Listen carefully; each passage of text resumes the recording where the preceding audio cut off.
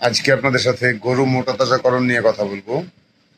আপনারা যারা গরু মোটা তাজাকরণ করতে চান, গরু কেনার সময় অবশ্যই একটু হাড়গোড় মোটা সুস্থ গরু, যেটার স্বাস্থ্য এখন কম কিন্তু কোনো রোগ নেই এবং খাবার কম খাওয়ার কারণে বা পর্যাপ্ত খাবার তাকে খাওয়াতে না পারার কারণে স্বাস্থ্য কম, এরকম গরু নির্বাচন করতে হবে।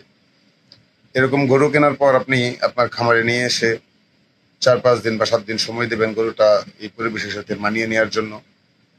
এবং সম্ভব হলে যার কাছ থেকে কিনেছেন তার কাছ থেকে জেনে নেবেন উনি কি খাইয়েছেন গরুকে। চেষ্টা করবেন প্রথম দিকে ওই খাবারটাই আপনি ওকে খাওয়াতে, যাতে বাসস্থান পরিবর্তন এবং খাদ্য পরিবর্তনের স্ট্রেস একসাথে, দুটো স্ট্রেস না যায়, ধকল না যায়। এরপর 5-7 দিন যাওয়ার পর আপনি গরুটাকে কৃমিনাশক দিবেন। সেক্ষেত্রে আপনি কলিজা কৃমির জন্য, যেগুলোকে আমরা ফ্যাসিওলা হেপাটিকা বলি, এগুলোর জন্য নাইট্রোক্সিনিল গ্রুপের ইনজেকশন চামড়ার নিচে দিতে পারেন প্রতি 50 কেজি বডি ওয়েটের জন্য। মানে হচ্ছে মাংসের হিসাব নয়, মাংস, হাড়, নাড়ি, ভুঁড়ি সবকিছু মিলিয়ে গরুর যতটুকু ওজন, এর প্রতি 50 কেজি ওজনের জন্য 1.5 মিলি করে চামড়ার নিচে ইনজেকশন দিবেন। এবং এটার পরে আপনি গরুকে একটু রুচি হওয়ার জন্য কিছু চিকিৎসা দিবেন।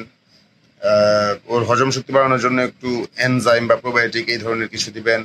কিছু মিনারেল সাপ্লিমেন্ট দিবেন এবং উচ্চ প্রোটিন সম্পন্ন খাবার দিবেন। সেটা কোনো কোম্পানির প্রস্তুতকৃত ক্যাটেল ফিড হতে পারে।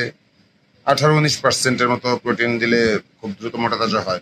এমনকি আপনি নিজে যদি কোনো মিক্সিং ফর্মুলেশন ফলো করে বানিয়েও নেন কোনো একজন ভেটেরিনারিয়ান বা পশু পুষ্টিবিদের পরামর্শ অনুযায়ী, সেটাও হতে পারে।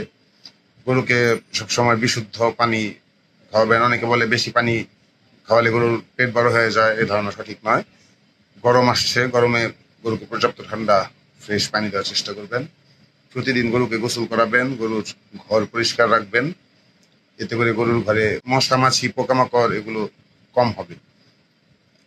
এই বিষয়গুলো নিয়ে প্রতিটা ধাপে ধাপে আপনাদের কাছে আমি ভিডিও নিয়ে আসবো।